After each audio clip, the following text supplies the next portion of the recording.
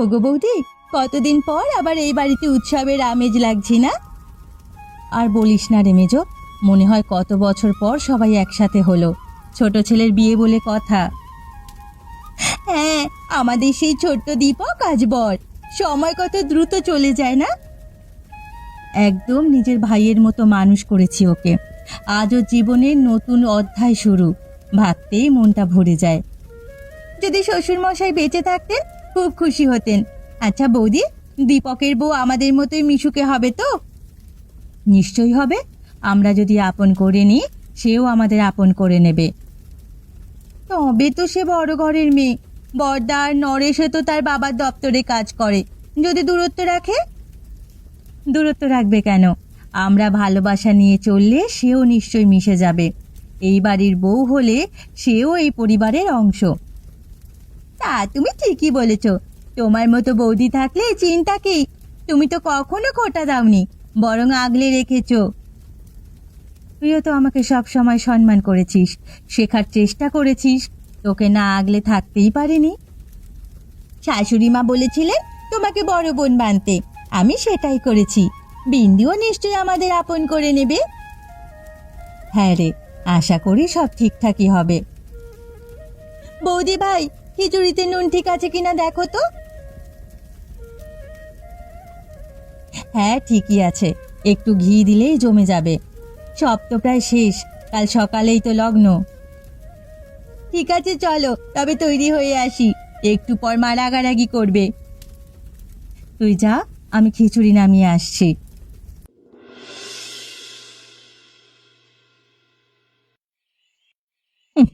কি যে অলক্ষণে সময় ছিল, বুঝতেই পারিনি কেমন মেয়ে ঘরে আনছি।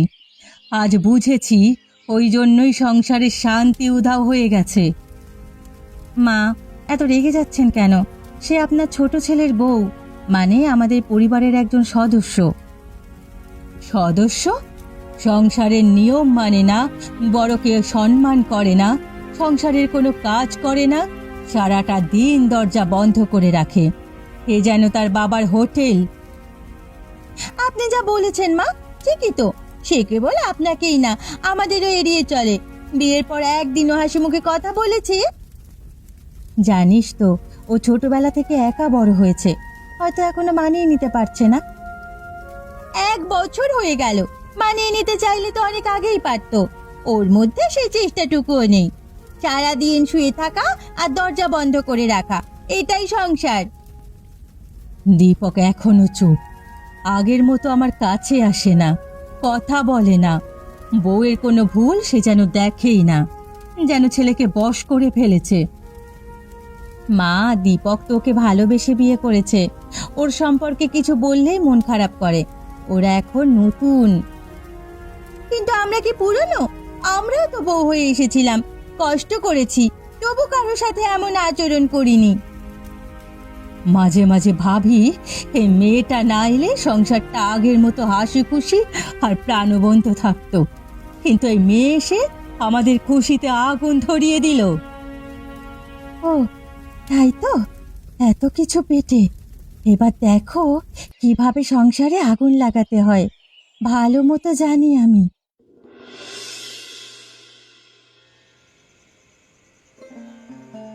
কি গো, এই রাতে একা একা বসে কাঁদছো কেন তুমি? কি হয়েছে বলো, কেউ কিছু বলেছে? তুমি বুঝবে না দীপক, এই বাড়িতে যেন আমি একটা বোঝা। কেউ ভালোবাসে না, কেউ আপন ভাবে না। সবাই ভাবে আমি নাকি এই সংসারের সর্বনাশের কারণ। এসব কি বলছো? কে এমন কথা বলেছে তোমাকে? হ্যাঁ, কার এত সাহস হয়েছে যে তোমাকে এমন ভাবে অপমান করে? তোমার মা আর তোমার 2 বৌদি বলে আমি নাকি সারাদিন শুয়ে থাকি, একটাও কাজ করি না, শুধু খাই, ঘুমাই আর অশান্তি করি। ওরা এসব বলেছে? আমার স্ত্রীকে অপমান করেছে? আমি আজই গিয়ে জবাব দিয়ে আসি। না দীপক, এখন কিচ্ছু করে কিছু হবে না। তুমি শুধু আমার পাশে থেকো, বাকিটা আমি দেখব। এখন যা করব আমি নিজেই করব। তুমি যা খুশি করো। যদি মনে করো এ বাড়িতে তোমার থাকা উচিত নয়, আমি তোমার হাত ধরে এক্ষুনি বেরিয়ে যাব। না দীপক, আমি পালিয়ে যাব না, এখানেই থাকবো। এবারের প্রত্যেকটা মানুষকে আমি তাদের প্রাপ্য শাস্তি দেব। কি করতে চাইছো তুমি? ওরা ভুলে গেছে আমি কে। বাবাকে বলবো তোমার দুই ভাইকে তাদের চাকরি থেকে এমনভাবে বাদ দিতে যাতে তারা আর কোথাও মাথা তুলে দাঁড়াতে না পারে। কিন্তু দাদারা তো কিছু বলেনি। চাকরি না থাকলে তোমার বৌদিরা বুঝবে অপমানের কষ্ট কাকে বলে। যদি এটা কি ঠিক মনে করো, আমি আর কিছু বলবো না। বলতেও হবে না, এবার বিচার হবে আমার মতো করে।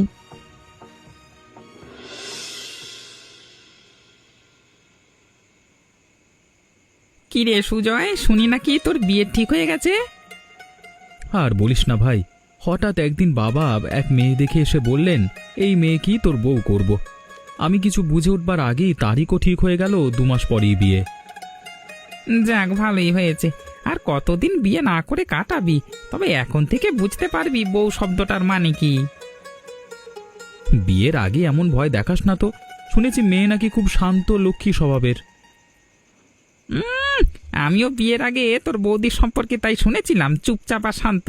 কিন্তু বিয়ের পর কে যেন ওকে শাঁকচুন্নি বানিয়ে দিল। বাপ রে বাপ, সবসময় রাগ আর অভিযোগ। হ্যাঁ, সমস্যা নেই, আমার জানা আছে শাঁকচুন্নি ধরবার নিয়ম। আর না হয় বিয়ের দিনই ওঝার কাছে নিয়ে যাবো ওকে। এই শাঁকচুন্নি ওঝা ছাড়াতে পারবে না রে। আরে তুই বিয়ে করে দেখ, বুঝে যাবি। আর তুই এখন প্রেমে অন্ধ। হ্যাঁ, পরে হবি অভিজ্ঞ, তখন দেখবি কালা হয়ে যাবি আমার মতো।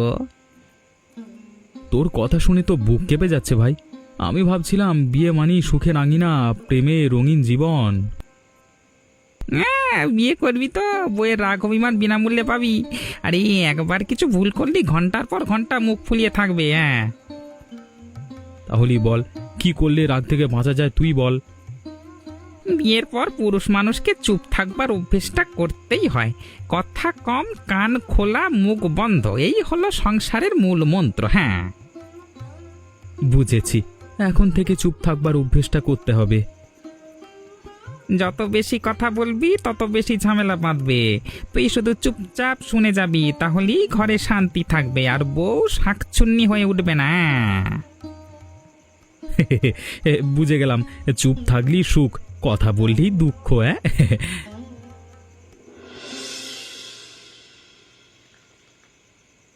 হায় রে, এমনটা কি স্বপ্নেও কল্পনা করেছিলাম?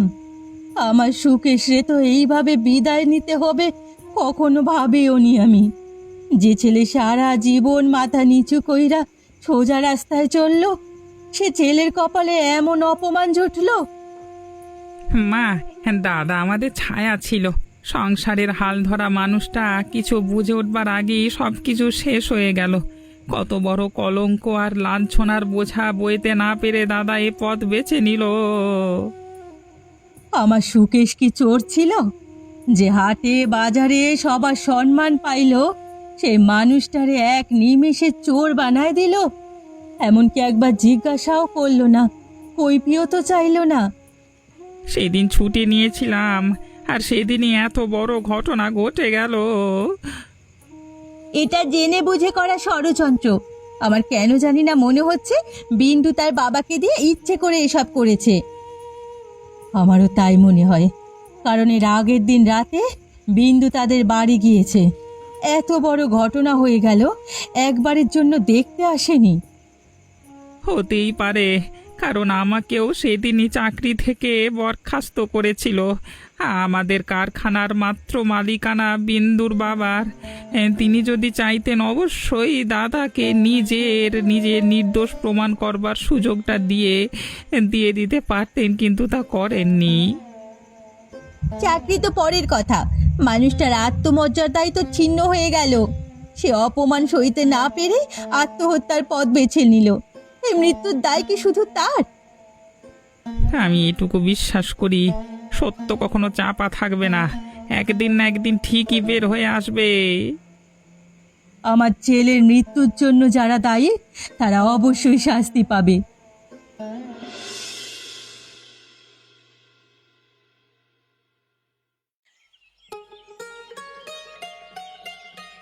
কিরে নিতা, দরজার সামনে দাঁড়িয়ে আছিস কেন?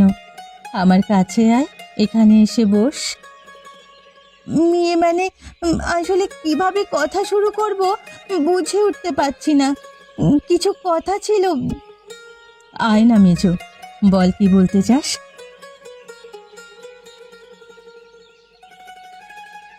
দিদি ভাই, দাদা মারা যাওয়ার পর থেকে তুমি নিজে অনেক কষ্টে আছো। সংসারের অবস্থাও তো খুব খারাপ হয়ে গেছে।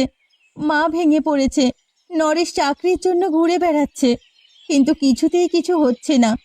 ঘরে অভাব অনটন বেড়েই চলেছে। ঠিক বুঝে উঠতে পারছি না এই অবস্থায় তোমাকে বলা ঠিক হবে কিনা। তুই এত ইতস্তত করছিস কেন? যা বলার সোজাসুজি বল। মানে আমার না একটা বুদ্ধি এসেছে। আমাদের তো রান্নায় হাত আছে, তাহলে আমরা যদি ওই ঘরে বসেই রান্না করে দপ্তরে দপ্তরে খাবার পৌঁছে দিই। মানে আমরা দুজনে রান্না করব, আর তোমার দেওর সেটা বিভিন্ন দপ্তরে পৌঁছে দেবে। এতে আমাদের ভালো আয় হবে। এ তো খুব ভালো বুদ্ধি রে, ঘরে কিছু টাকা আসবে। তুই কি নরেশের সঙ্গে এ ব্যাপারে কথা বলেছিস? বিন্দু আর দীপকেও তো জানাতে হবে। না, এখনো বলিনি। আমি ভাবছি মা আর নরেশকে একসাথেই বলবো। আমার মনে হয় ওরা না করবে না। কিন্তু দীপক আর বিন্দুকে জানানোর কোনো প্রয়োজন আছে নাকি? দীপক বাড়ি ছেড়ে শ্বশুর বাড়িতে ভালোই আছে, আমরা জানি। আমাদের কিভাবে চলছে তা নিয়ে তার কোনো মাথা ব্যথা নেই। এভাবে বলতে হয় না, তারাও আমাদের পরিবারের সদস্য। ঠিক আছে, তাহলে আজ রাতে মায়ের সাথে কথা বলবি। আমরা কাল থেকে পরিকল্পনা শুরু করব। ঠিক আছে দিদিভাই, তাহলে রাতে কথা হবে।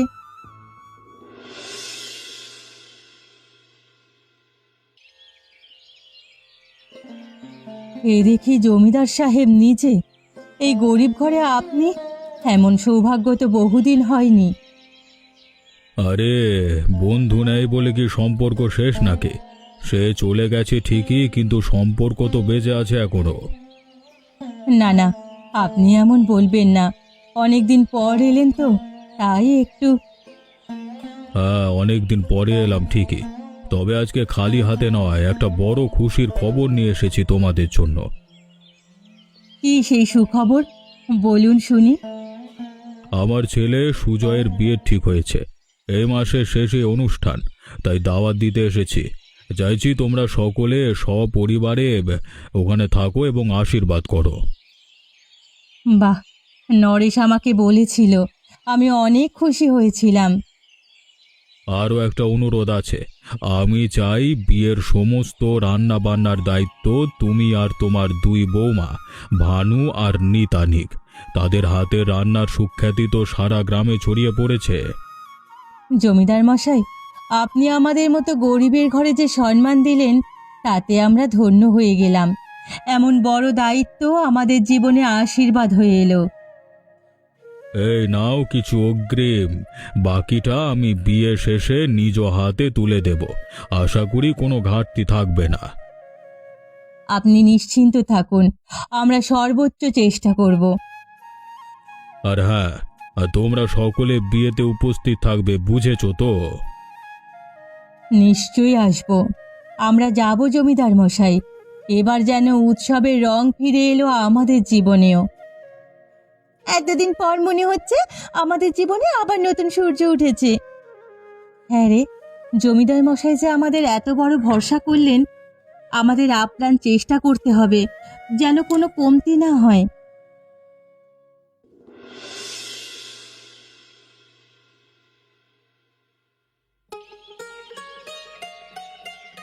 বাড়িতে কেউ আছেন? আমি বিন্দুর শাশুড়ি মা এসেছি, বিন্দুর বাবার অসুস্থতার খবর পেয়ে। কেমন আছেন? অনেকদিন পর এলেন। সংসারের ব্যস্ততার কারণে আসা হয়নি। যখন শুনেছি বৌমার বাবা অসুস্থ, না এসে কি আর পারি? আপনাদের সাথে এত খারাপ করবার পরেও আপনি এসেছেন এই বউয়ের বাবাকে দেখতে। মানে বুঝতে পারিনি আমি। কি বলতে চাইছেন আপনি? এই যে আপনার বেয়াই মশাই আজকে অনেক দিনই বিছানায় পড়ে আছে। ওনার অসুস্থতার কারণ আর কিছুই না, মানুষের বদদোয়া। উনি তো ভালো মানুষ, ওনাকে কেন মানুষ বদদোয়া দিতে যাবে? ওনার মতো মানুষকে আপনি ভালো কি করে বলেন? গ্রামের সকলেই ওনাকে ঘৃণা করে, আমরা সবাই তাকে ঘৃণা করি। এমন কিছু তো আমি কখনোই শুনিনি। শুনবেন কি করে? গ্রামের মানুষ ভয়ে কিছুই বলে না। আর আপনার বড় ছেলের মৃত্যুর জন্য এই বিন্দু আর বিন্দুর বাবাই দায়ী, এবং আপনার ছোট ছেলেও সব জানে। কি বলছেন আপনি? এটা কখনো সত্যি হতে পারে না। আমার ছেলে তো আত্মহত্যা করেছে। আপনার ছেলে আত্মহত্যা করেছে ঠিকই, কিন্তু এই আত্মহত্যার পেছনে দায়ী বিন্দুর বাবা। তারাই আপনার ছেলেকে মিথ্যে অপবাদ দিয়েছে। সেই অপবাদ নিতে না পেরে আত্মহত্যা করেছে। তোমাকে এসব কে বলেছে? তুমি কি করে জানলে? সেদিন বিন্দু এসে বাবার কাছে কেঁদে কেঁদে তার বাবাকে বোঝাচ্ছিল, তখন আমি শুনেছি। আপনাকে অনেক ধন্যবাদ আমাকে সত্যি বলার জন্য।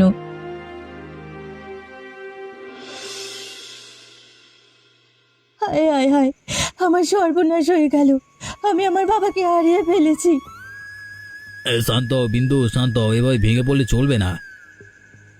আমার বাবা মারা গেছে আর তুমি আমাকে শান্ত হতে বলছো? এখন কেঁদে তো কোনো লাভ নেই, যিনি চলে গিয়েছেন তিনি তো আর ফিরে আসবেন না। এমনিতেই যারা এসেছে তাদের কারোর চোখে আমি সহানুভূতি দেখিনি। সবাই যেন তোমার বাবার মৃত্যুতে খুশি হয়েছে। সবাই খুশি হলে হোক, আমার বাবা তো, আমি তো কান্না করবই, তাই না? আমার তো সহানুভূতি থাকবে।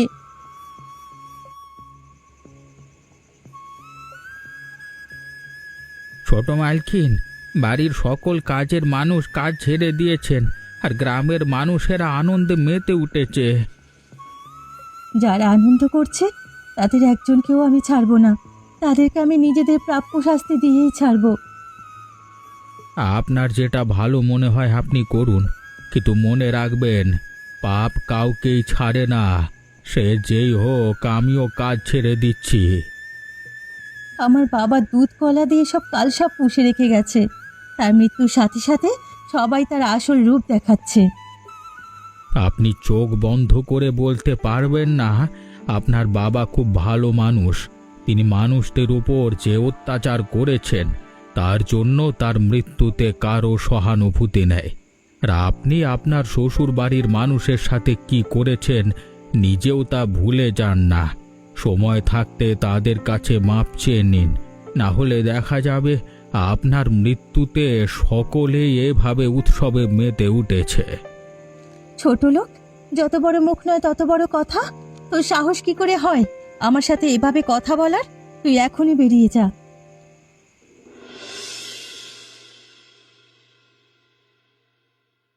বৌদি, সত্যি বলছি, আজকে এই আনন্দে কাজের ক্লান্তি আর টেরই পাচ্ছি না। তাই তো দেখছি, তুই তো গুনগুন করে গান গাচ্ছিস, অথচ গত সপ্তাহেই তো বলছিলি আর পারি না, এত গরমে রান্না করব না। আরে তখন কি জানতাম এমন দিন আসবে?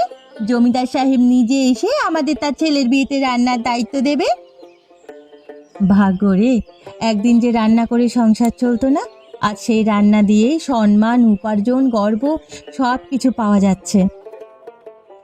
জানো বৌদি, ছোটবেলা থেকেই নিজের স্বপ্ন ছিল কিছু একটা করার।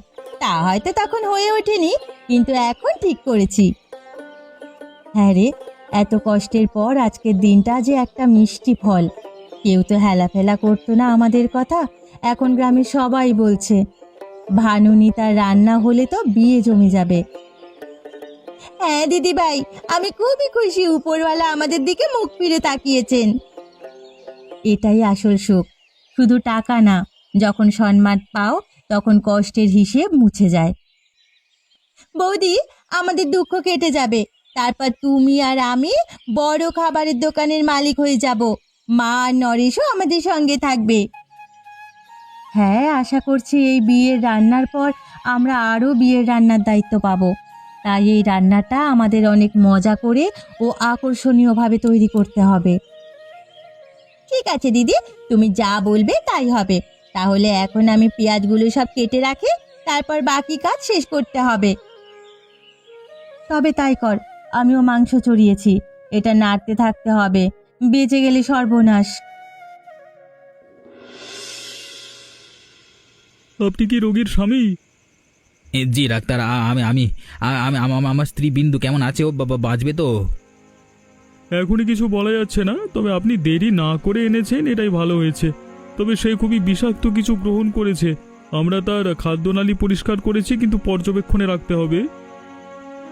ডাক্তারবাবু, ও তো কোনো শত্রু ছিল না, কেন এমন করলো আমি তো কিছুই বুঝতে পারিনি। একটু আগে যদি টের পেতাম। মানসিক চাপ, হতাশা, অপরাধবোধ এসব অনেক সময় মানুষকে এমন সিদ্ধান্ত নিতে বাধ্য করে। ওর মুখে যেভাবে বিষ লেগেছিল বোঝাই যাচ্ছে ইচ্ছে করেই খেয়েছে। ডাক্তারবাবু, আমি কি এখন ওকে একবার দেখতে পারি? এখন না, একটু স্থিতিশীল হলে আপনাকে ডেকে নেব। তবে আপনারা যেন সব সময় ওর পাশে থাকেন, তাকে বোঝান যে ও একা নয়। আমি আর কখনো ওকে একা করে ফেলবো না ডাক্তারবাবু, ও যেন শুধু ফিরে আসে। ওপরওয়ালার কাছে প্রার্থনা করুন, আমরা আমাদের সর্বোচ্চ চেষ্টা করছি। আর শুনুন, এটি পুলিশের কাছে মামলা ফাইল করতে হবে, কারণ আমরা এখনো সঠিক জানি না কেন সে কাজটা করেছে। আবার পুলিশে ঝামেলা কেন? আত্মহত্যার চেষ্টা করে হাসপাতালে ভর্তি হওয়ার আগে পুলিশ কেস করতে হয়। রোগীর অবস্থা বেশি খারাপ ছিল বলে আমি আপনাকে আগে করতে বলিনি, কিন্তু এখন করতে হবে। ঠিক আছে ডাক্তারবাবু, কি কি করতে হবে আমাকে একটু বলে দিন। এই যে কাগজে সব লেখা আছে, আপনি পড়ে নেবেন, তারপর দেখুন কি করেন।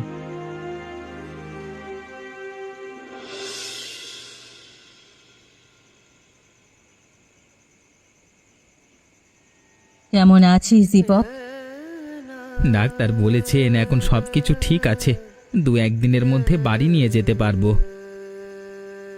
এত কিছু হয়ে গেল, ওই একবার তো জানালে না? কোন মুখে জানাতাম তোমাদের? তুই হয়তো নিজের দায়িত্ব ভুলে যেতে পারিস, কিন্তু আমরা না। এটাই তো আমাদের আর তোর মধ্যে পার্থক্য। আপনারা এসেছেন, আমি সেই সকাল থেকে আপনাদের পথ দেখে বসেছিলাম। তুমি আবার আমাদের পথ দেখে বসেছিলে, এই কথাও আমাদের বিশ্বাস করতে হবে? আপনারা আমাকে ক্ষমা করে দিন, আমি অনেক বড় ভুল করে ফেলেছি, তাই উপরওয়ালা আমাকে এত বড় শাস্তি দিয়েছে। আমি জানিয়ে অহংকার করতাম, একে একে উপরওয়ালা সব কেড়ে নিয়েছে। তুমি বিশ্রাম করো, কথা বলো না। সুস্থ হলে তখন দেখা যাবে, এসব কথা এখন বলতে হবে না। তুমি আমাকে বাধা দিও না বৌদি, আমি তোমাদের সাথে খুব অন্যায় করেছি। আমার জন্য দাদা আজ পৃথিবীতে নেই। আজ সব হারিয়ে বুঝতে পারছি তোমাদের কতটা কষ্ট হয়েছিল সেদিন। হ্যাঁ, তুমি তো অহংকারে অন্ধ হয়ে গিয়েছিলে, তখন আমাদেরকে তো মানুষও মনে করতে না। বৌদি, আমি নিজের ভুল বুঝতে পেরেছি, তুমি আমাকে ক্ষমা করো। তোমরা সবাই আমাকে ক্ষমা করে দাও। আমরা সবাই তোমাকে ক্ষমা করে দিয়েছি, ভুল তো মানুষই করে। হয়তো তোমার দাদাকে আমরা ফিরিয়ে আনতে পারবো না, কিন্তু তোমাকে ক্ষমা করে তো দিতেই পারি। ধন্যবাদ বৌদি, তোমরা আসলেই খুব ভালো। ঠিক আছে, এখন আমরা আসি, তুমি বিশ্রাম করো, সুস্থ হয়ে তাড়াতাড়ি বাড়ি ফিরে এসো।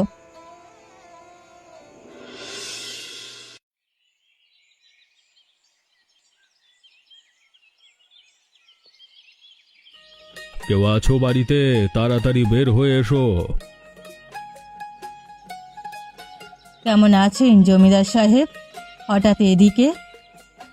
আরে, তোমাদের বাকি টাকাটা তো দেওয়া হয়নি, তাই ভাবলাম দিয়ে যায়। এর জন্য আপনাকে আসতে হতো না, আপনি কারো হাতে পাঠিয়ে দিতেন। কষ্ট করে আবার আসছেন কেন? তোমাদের জন্য সুখবর আছে। তোমার 2 ছেলের বউকে ডাকো, তাদের সামনে রেখে বলতে চাই। ভানু, নিতা, এদিকে এসো। জি বলুন। তোমাদের অনেক ধন্যবাদ এত সুস্বাদু করে খাবার তৈরি করবার জন্য। এখন নতুন করে তৈরি থাকো, আবার রান্না করতে হবে। ঠিক বুঝতে পারিনি, একটু পরিষ্কার করে বলুন। তোমাদের রান্না খেয়ে আমার বন্ধু বেশ খুশি হয়ে তার ছেলের বিয়ের জন্য তোমাদের ডেকেছে। এই নাও অগ্রিম টাকা। এ তো খুবই খুশির খবর। এই নাও, এই খামের মধ্যে সবকিছু আছে, আমার বাকি টাকা এবং তাদের অগ্রিম টাকা। আর কোথায় কখন আয়োজন হবে সবই লেখা আছে। এখন আমি আসি, পরে কোনোদিন আবার আসবো।